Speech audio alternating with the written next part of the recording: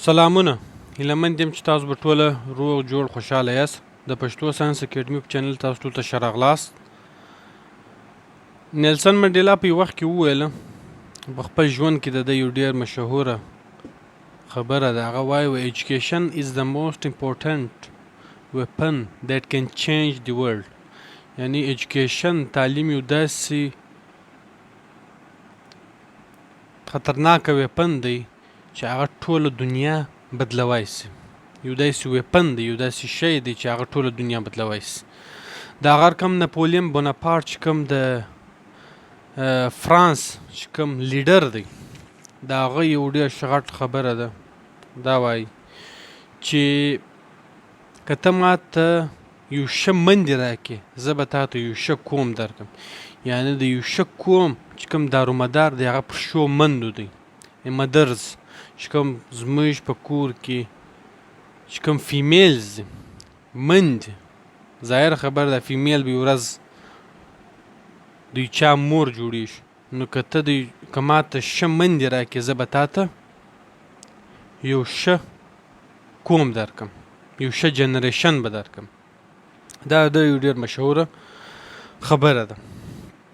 اوس زموږ په کوم معاشره کې چې دی د ایجوکیشن خاص د ښځو دپاره، د نجونو دپاره د هغه ډېر فقدان دی. د هغه وجه چې کومه وجه ده د هغه به زه تاسو ته بیان کړم چې ولې څه وجه ده چې موږ خپلو ښځو ته ایجوکیشن نه ورکوو. یعنې زموږ کوم کور کې څه خور ده که لور ده هغو ته ایجوکیشن ولې نه ورکوو. د هغه یوه ډېر اهم وجه ده. ولې زموږ په معاشره کې چې کوم تعلیم دی هغه برای نوکري دی.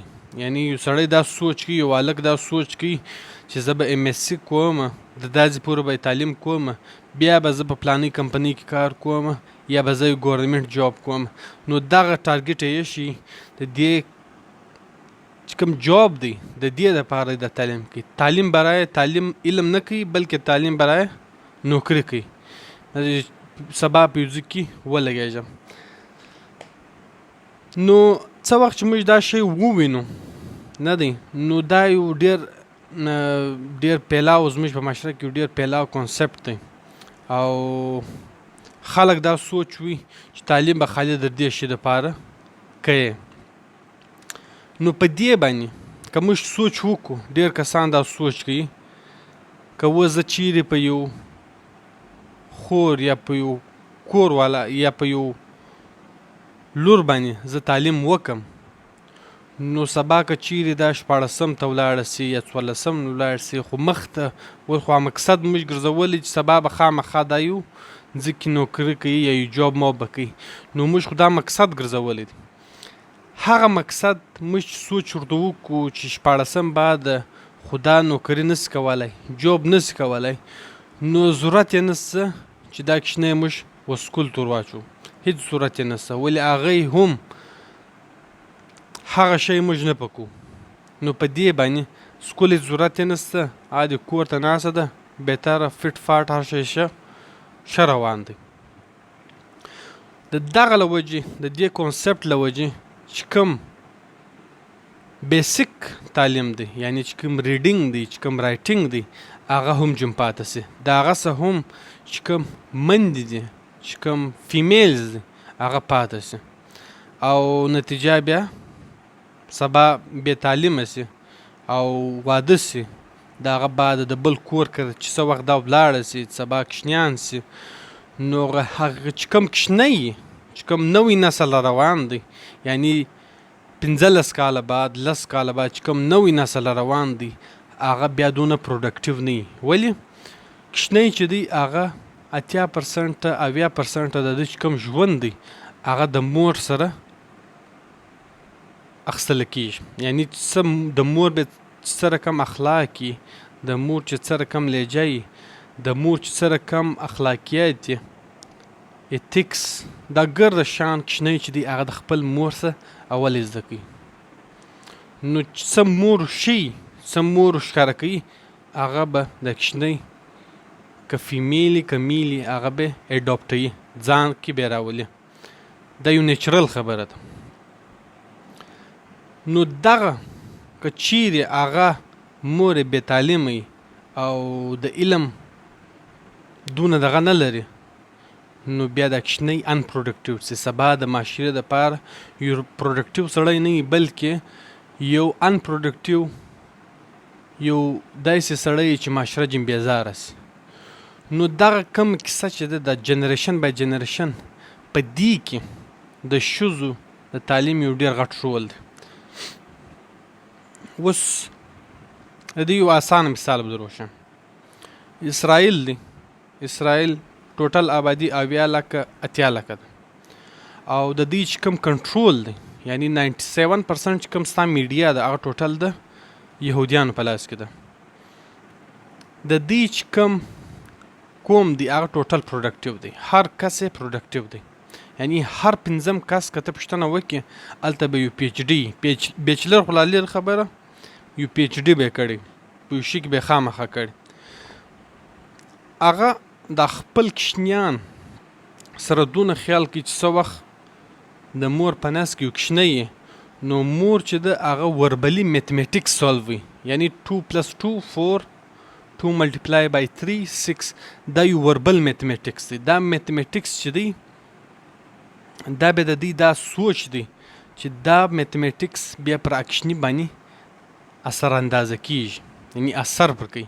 یعنی که مور ته ته ښه ماحول ورکړې د هغه رقم کوچنی هم پروډکټیو سي. که چیرې مور په یو دې ماحول کې چې هلته سګریټ څکول کیږي، شراب چل کیږي، نور دا رقم د غلط ماحول وکړي، نو هغه ماحول چې دی هغه پر کوچني باندې هم اثر کوي.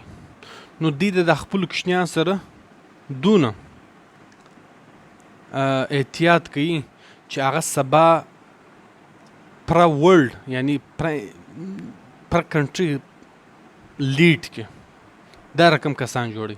نو په اول سر کې پلانینګ دا رقم ورته سوی په دغه باندې چې کوم ستا چې کوم د دنیا غټ کمپنیانې دي، که هغه امازون ده، که ګوګل ده، که فیسبوک ده، که علی بابا ده، د دې چې کوم ریسرچ سنټرز دي دا ګرده په اسرائیل کې دي.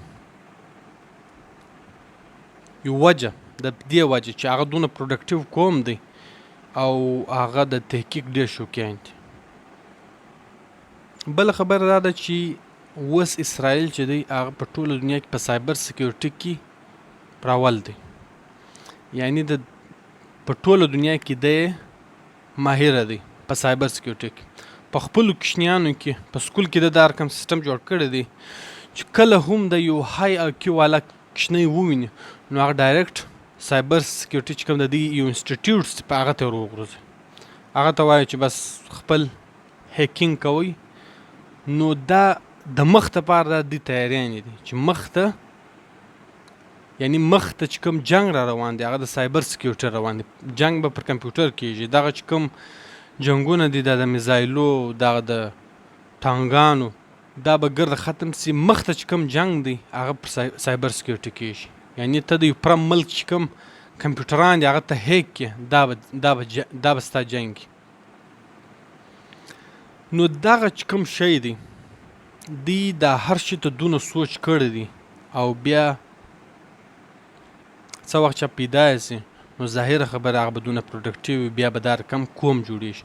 نو هغه خبره سول لکه زه رقم چې ما د نپولیم چې کوم خبره ته وکړله چې که ته ما ته یو ښه مندې راکړې زه به تا ته یو ښه پروډکټیو قوم درکړم، یو ښه قوم به درکړم. یعنی ستا که مور، ستا که خور، ستا لور که دا چیرې تعلیم یافته یي نو هغه ډېر پروډکټیو وي، د ډېر شانسه خپل اولاد راګرځوی سي، او هغه اولاد چې هغه ډېر پروډکټیو جوړ